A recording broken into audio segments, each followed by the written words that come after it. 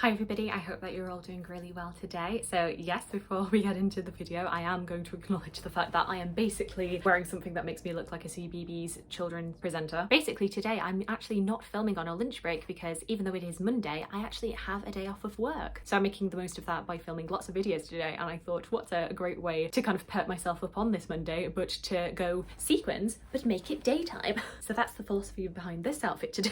I've also got purple tights on. I think I'm just in one of those moods today. But anyway, enough of what I'm wearing. Today I'm back to film another video to go along with Her-storyathon, the readathon that I'm hosting with Brittany over at Literarily Smitten for the month of March, celebrating Women's History Month. Previously I have done a TBR video where I go through all of the books that are about women's history that I am wanting to read, but today I'm going to give you a list of books that I have already read that I would recommend that you read if you are also wanting to participate in this month. A few books, both fiction and non-fiction, which really delve into some great women of history. When I was compiling my list, I did notice that I had much more in terms of non-fiction than fiction, which is interesting to me because I do read a fair amount of historical fiction, but I feel like maybe I'm just reading a lot about fictional characters who live in a historic setting more than I am interpretations and adaptations about a historic woman's life. So that's definitely something I would like to get more recommendations on. But without much further ado, let's get into the recommendations. So for my first two non-fiction recommendations about some fantastic women of history, I'm actually going to give these both back to back because they are both books that popped up on my best books of the year for 2021. So I have gone into them in depth, and also they are on quite similar topics, that being women's health and how women have been treated in terms of medical illness. And those two books would be The Radium Girls by Kate Moore, as well as Unwell Women by Elinor Cleghorn. Unwell Women is really a sweeping history about women's medical treatment, women's pain, and how it has been interpreted and treated or mistreated by practitioners throughout millennia. Whereas The Radium Girls is a case study telling the very real story of the Radium Girls, factory workers in the early 20th century who were working painting radium dials, using radium paint, being told by the companies that this was a perfectly safe thing to do, until tragedy struck and it turned out that this was not the case at all. And it's really these women's hard-won fight for getting justice. Obviously both of these books deal with pain and illness and death, so they are quite hard-hitting but absolutely fantastic books to read. The first fiction book that I'm going to recommend to you is also a recent read, and that is Love and Fury by Samantha Silva. This is a fictional account of Mary Wollstonecraft's life, who penned the famous pamphlet A Vindication of the Rights of Woman. It takes us through from her childhood right through to her death, giving birth to Mary Shelley, and recounts the trials and tribulations of her life, the different thinkers and philosophers she came in contact with, the different people that she loved and lost, her writing. It's this incredible heartfelt story about this incredibly influential woman who really until the last few decades has not really gotten her due. And with Mary Wollstonecraft on the mind, I also wanted to recommend to you the next non-fiction book, which is Romantic Outlaws by Charlotte Gordon, which is a dual biography about the lives of both Mary Wollstonecraft and her daughter Mary Shelley. This is a dual biography that really highlights and pulls out all of the similarities between the two women's lives, different ways that their lives paralleled each other even though they had really never met. Mary Wollstonecraft died when I think Mary Shelley was about 8 or 10 days old, but also even though they didn't get to know each other, Mary Wollstonecraft did have a real tremendous impact on Mary Shelley's life and her mentality, her upbringing. I think it's a beautiful story of both these women's lives, really well told. But then going on a different track but same century, I'd like to recommend to you The Scandalous Lady W by Hallie Rubenhold. This tells the story of Seymour Worsley, who was married to Sir Richard Worsley until the scandalous criminal case that Sir Richard put against Seymour, accusing Seymour's lover George Bissett of stealing his property, running away with his wife, trying to claim that he was the wronged one and that he should be compensated for the loss of his wife. However, in a shocking twist, Seymour Worsley shot back at him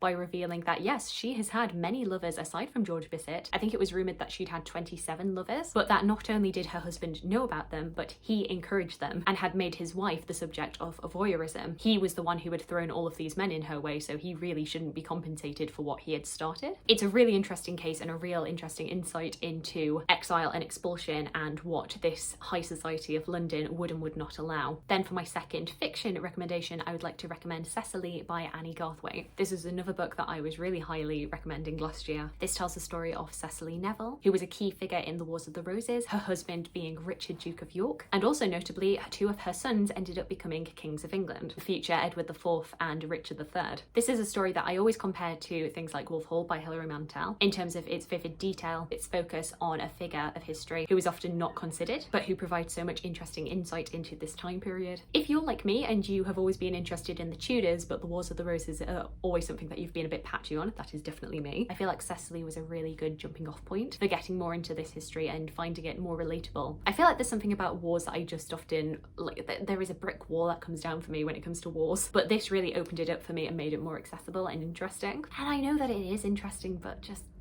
wars, battles, man, I don't like it. I don't like it. I am not a military history girl. And talking of jumping off points, I would say that Elizabeth Norton biographies of different Tudor queens, the two that I'm thinking of would be Catherine Parr and Anne Boleyn, but I know she also has biographies of Anne of Cleves and Jane Seymour. I found really accessible entryways into not just learning about these different Tudor queen consorts, but also just generally in getting into biography, because they are just so short and diddy. They're not as intimidating as, say, like a 900-page biography would be. As a result of that, they are obviously not the most in-depth in the world. I would say that there's not as much like source interrogation as I would personally like in a biography, but I do really recommend Elizabeth Norton's biographies for getting a lovely little taster into one of these incredible women's lives. And when I think about a Tudor biography that really does interrogate its sources and really digs into its evidence, I can't think of a better place to go than Young and Damned and There, which is Gareth Russell's biography of the fifth wife of Henry VIII, Catherine Howard. This was a biography that I absolutely loved and was born out of Gareth Russell, I think it's his MA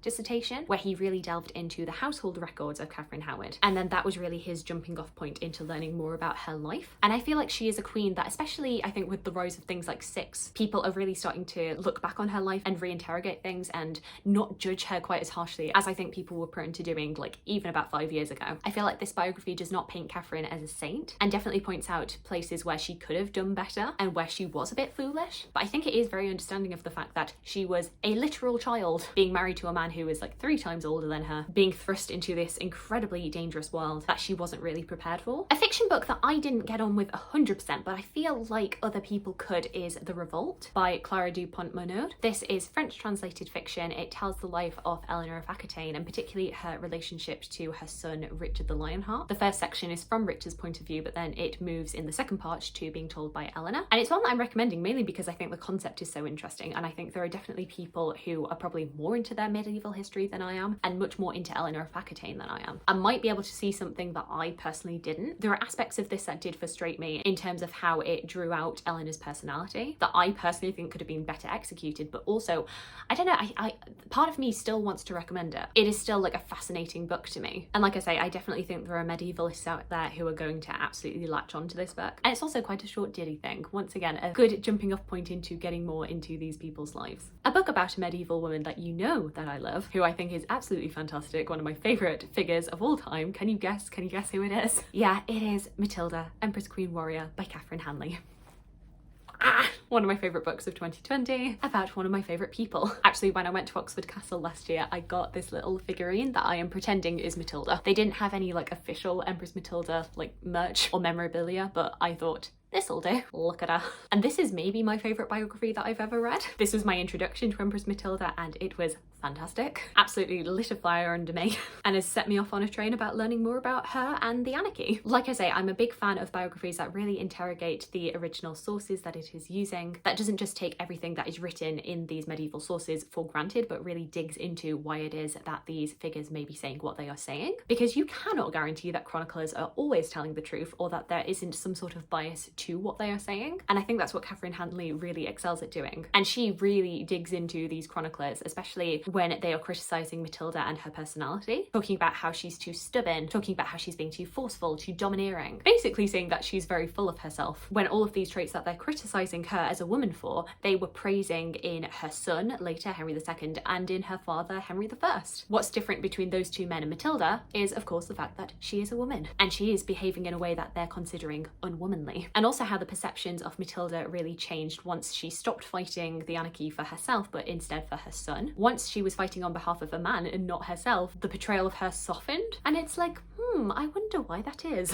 I love it. If I didn't already have like a billion books to read, then I would read it again. It's just so good. Next up, we have Georgiana's World, the illustrated Georgiana, the Duchess of Devonshire by Amanda Foreman. You may have already heard of Georgiana, Duchess of Devonshire and Amanda Foreman's biography, but if you are wanting to get that story, I would highly recommend that you get this illustrated version. This basically is the exact same text, but it is peppered throughout with fantastic illustration with paintings, with pictures of architecture and artwork from the time, real life garments that the Duchess would have worn, and it is the most beautiful thing. She's an incredibly interesting figure. I was originally introduced to this character through the movie The Duchess with Keira Knightley, and whilst I really do like the movie, I think the biography really draws out a lot of her personality that is just not captured in the film, mainly because there just isn't enough time. I think she's a much more complex figure, and it was a much more complex situation that she was in with her marriage than the movie necessarily portrays. And I loved getting an insight into this woman who I thought that I already knew, but turns out there's so much more to her. My next fiction recommendation is Swan Song by Kaylee Greenberg Jeffcott. This is set in the 60s, 70s and tells the story of the different women that the author Truman Capote surrounded himself with, his gaggle of women who he literally referred to as his swans, and who he infamously betrayed by writing an article revealing lots of salacious details about their private lives. It's a book that is really about gossip and slander, about the power of words, about hubris.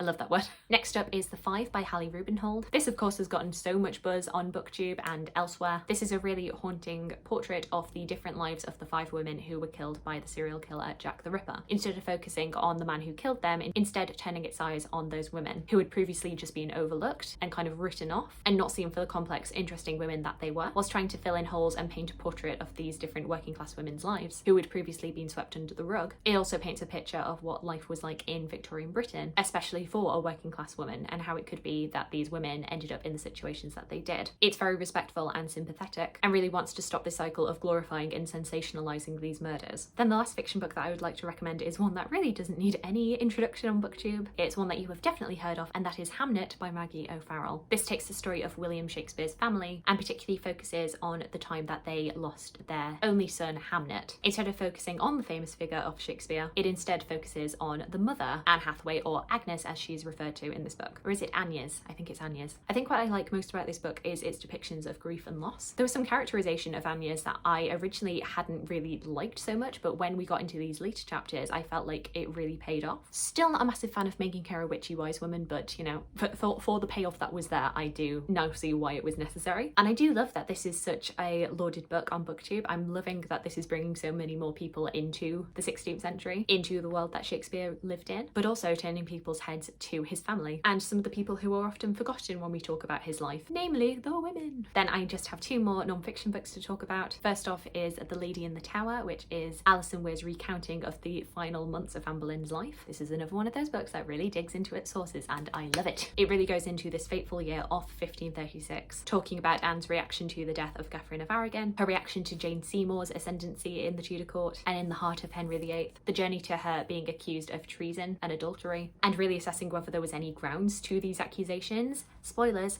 no. Her imprisonment and her execution, and I think it's really well done. I feel like from what I've heard about Alison Weir and her depiction of Anne Boleyn in other works, I've gotten the impression that Alison Weir's writing about her has always been very negative, that she doesn't seem to like Anne Boleyn, but that really didn't come through here. I felt like it was a really fair depiction of her. So if that's something you've also heard and it's kind of turned you off this book, then I would really recommend giving it a go. I just found it so gripping from beginning to end. And then the last book that I'm going to talk to you about today is What Matters in Jane Austen by John Mullen. Now this is less so about Jane Austen's life and much more about her works, but I still think would work quite well for this. It really delves into a lot of key pertinent questions that you may have about her works, about the context of the time she was writing in, and I think in answering these questions is also quite illuminating about Jane Austen herself, about her thoughts and feelings, and how she was reacting to the world that she was living in. I think it's really good fun. So there we go, those are all of the recommendations that I have for the Her-storyathon. Like I say, I would love to get some more fiction recommendations, historical fiction that is focused on an actual historical woman who existed, who lived in the real world, because I see that that is what I am sorely lacking. I'd also love to know if you've read any of the books that I've talked about today. I'd love to hear from you.